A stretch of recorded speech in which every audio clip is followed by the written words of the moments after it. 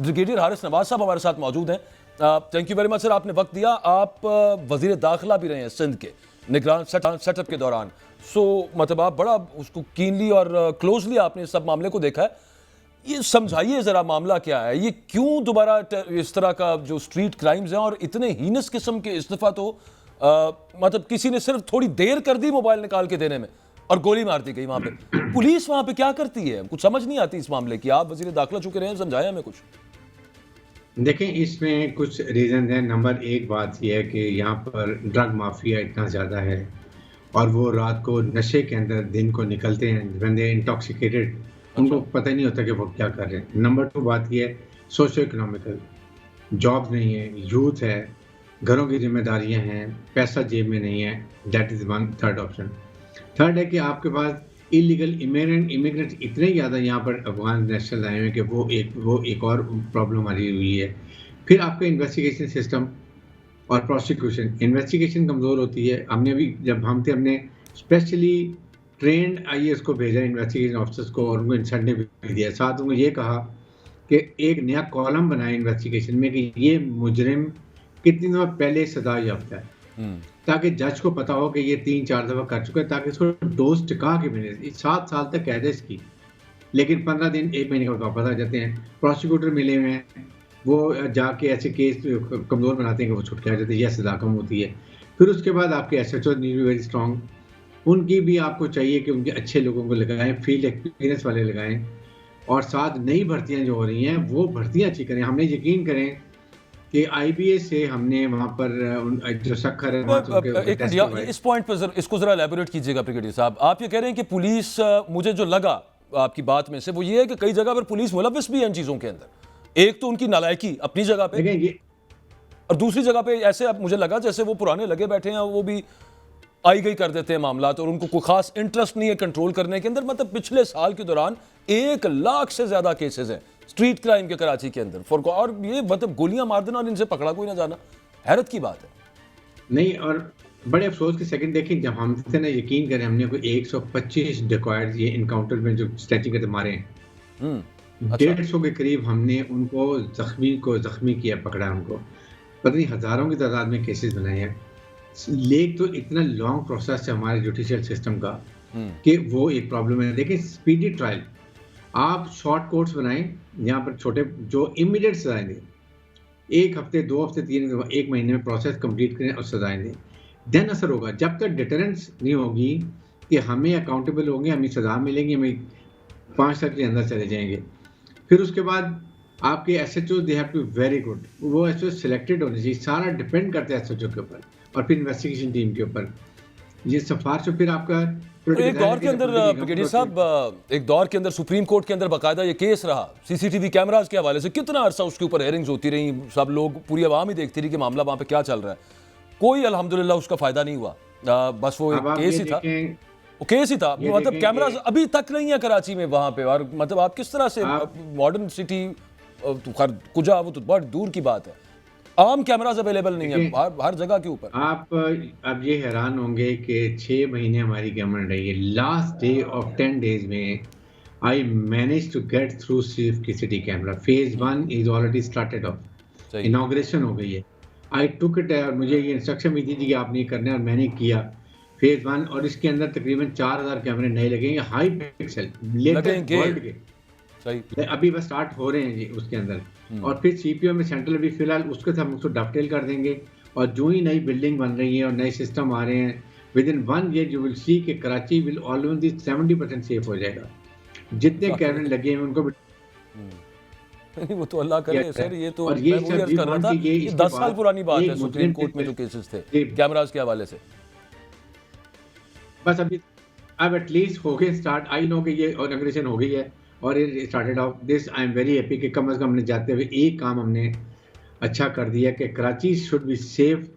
और यहाँ पर सबसे बड़ी बात ये इसके साथ कि पॉलिटिकल इन्फ्लुएंस, आपने पुरानी पॉलिटिकल भर्तियां की हैं सिपाहियों की, उनमें कुछ सर आखिरी चीज़ें बता दें। हाँ, ये आपकी बात बड़ा इंपॉर्टेंट पॉइंट है, और ये भी बता दें वो जो सेक्टर चलते होते थे अगले दौर के अंदर, जिसके बाद फिर रेंजर्स के ऑपरेशन हुए, वो हमने देखा, कहीं वो तो नहीं दोबारा एक्टिव हो रहे?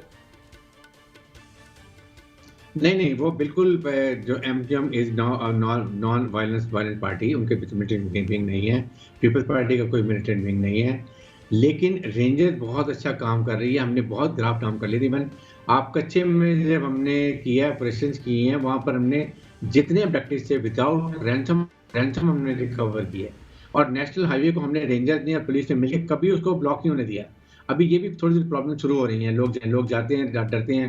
फिर ये हनी ट्रैप का आपने नाम सुना होगा कि वो जी, जी। अखबार में ऐड दे देते हैं कि जी एक गाड़ी जो है वो है 1 लाख की, कहते हैं 50,000 मिल रही है, वो लोग आते हैं और वो उसको पकड़ के ले जाते हैं। खोसा साहब, जज साहिबान ने सुप्रीम कोर्ट के, अगर उनको लगता कि ये पब्लिक इंपॉर्टेंस का मामला है 184(3) के तहत, वो पहले ही शायद देख लेते, लेकिन मेजॉरिटी ने नहीं देखा इस मामले को। अब खत तो लिख दिया वकला ने, नाउ व्हाट नेक्स्ट? या सिर्फ खत पर ही इत्तफाक किया जाएगा, क्योंकि लगता नहीं है कि इस खत से कोई चीज चेंज होगी। वालेकुम जी, thank you very much for having me. देखें, सबसे पहली बात तो ये कि पब्लिक इंपॉर्टेंस का तो सारी पब्लिक ही जानती है कितनी इंपॉर्टेंस का है। पिछले से ये खत लिखा गया है, उस दिन से सिवाय इस खबर के मेरा नहीं ख्याल है कोई और इतनी इंपॉर्टेंट खबर हमें कहीं भी नजर आई है। इसके अलावा अगर आप पाकिस्तान की हिस्ट्री से देखें तो आज तक ये मामला जो है, ये हम इसकी सरगोशियां सुनते आए हैं और इसके इम्पैक्ट सफर करते आए हैं। यहाँ तक कि जो आज की हुकूमत वक्त है, इनकी हुकूमत भी कई दफ़ा गिराई गई और ये हमेशा यही कहते रहे कि हमारे केसेस में इंटरफेरेंस हुई। और अगर आप आज भी देखें तो जो फैसला काजी साहब ने किया जुल्फ़िकार अली भुट्टो केस में, उन्होंने उसमें बेसिकली यही अंदिया दिया कि उस वक्त के जज साहिबान पर इन्फ्लुएंस थे और वो कानून के तकाजे पूरे नहीं किए गए। अगर आप इसी तरह देखें तो शौकत सिद्दीकी साहब का जो केस डिसाइड हुआ है अभी रिसेंटली सुप्रीम कोर्ट से, उसमें भी एग्जैक्टली इसी बात को कहा गया। अलबत्ता इस पे कोई एक्शन नहीं लिया गया, लेना चाहिए था, जरूर लेना चाहिए था। और इन जजेस ने इसीलिए ये 6 जजेस इस्लामाबाद हाई कोर्ट के जरूर हैं, मगर जैसे कि आपको पता है कि इस्लामाबाद हाई कोर्ट में मुल्क के मुख्तलिफ सूबों से जजेस आते हैं। इसको फेडरल कैपिटल का फ्लेवर देने के लिए पूरी फेडरेशन से जजेस आते हैं। इसमें एक जज साहब बलूचिस्तान से हैं, एक का ताल्लुक सिंध से है, KPK से हैं और इस्लामाबाद से हैं। ये सब ने मिलकर लिखा और ये 6 जजेस का खत नहीं है। इसमें जो पहला लेटर लिखा गया वो 7 जजेस की तरफ से लिखा गया। तो ये पूरी इस्लामाबाद हाई कोर्ट के सर्विंग जजेस हैं जिन्होंने इस तरह की इंटरफेरेंस के बारे में लिखा है। सुप्रीम कोर्ट के पास आर्टिकल 184(3) में जो आज खुद नोटिस है, इसमें मैं कहूँगा कि पाकिस्तान की जो सबसे ज्यादा इख्तियारात हैं वो आर्टिकल 184 में चीफ जस्टिस ऑफ पाकिस्तान के पास, और उस इख्तियार को उसमें वो आर्मी से भी मदद ले सकते हैं, जुडिशरी से भी मदद ले सकते हैं, इंटरनेशनली भी मदद तलब कर सकते हैं, हर किस्म के इंसान को हर कैपेसिटी में समन कर सकते हैं। क्या ही अच्छा होता कि ये 6 जजेस के खत को, 7 जजेस को मैं तो कहूँगा इनके खत को बहुत सीरियसली लेना चाहिए था और जुडिशरी को मामले को खुद ही इसको सॉल्व करना चाहिए था। ये आप देखिएगा कि ये वो जजेस हैं जिन पर किसी किस्म का कोई इल्ज़ाम नहीं है। इनमें से किसी जज का कोई मुकदमा सुप्रीम जुडिशल काउंसिल में नहीं चल रहा। ये पिछले 1 साल से ये घंटी बजा रहे हैं, 1 साल से, और 1 साल से इनकी नहीं सुनवाई हुई। अगर फाइनली इनकी खत एक्नॉलेज हो ही गया, लीक हो ही गया था, तो हम इनको सैल्यूट पेश करते हैं। इन्होंने ये लिखा in the first instance. Supreme court को भी चाहिए था कि इसको इतनी जुर्रत से ही लेती। अगर सुप्रीम कोर्ट अपने आप को और अपनी आज़ादी और खुद मुख्तारी का दिफा नहीं कर सकती तो हम वकील हाजिर हैं जी। हमने इनको पहले भी आज़ादी, मैं वही आपकी बात कि मतलब जब से आया और बहुत इंपॉर्टेंस का मामला है, मतलब किसी माशरे के अंदर तब तक वो माशरा आगे नहीं जा सकता, मुल्क आगे नहीं जा सकता जहां पर रूल ऑफ लॉ ना हो। और यहाँ पे ये बाकायदा अदलिया के ऊपर हमला है, आपके जस्टिस सिस्टम के ऊपर है, जो जज साहब जो इनका इल्ज़ाम है खत के अंदर। But at the same time, एक ब्रीफली इस पर फिर मैं खोसा साहब की तरफ जाऊंगा।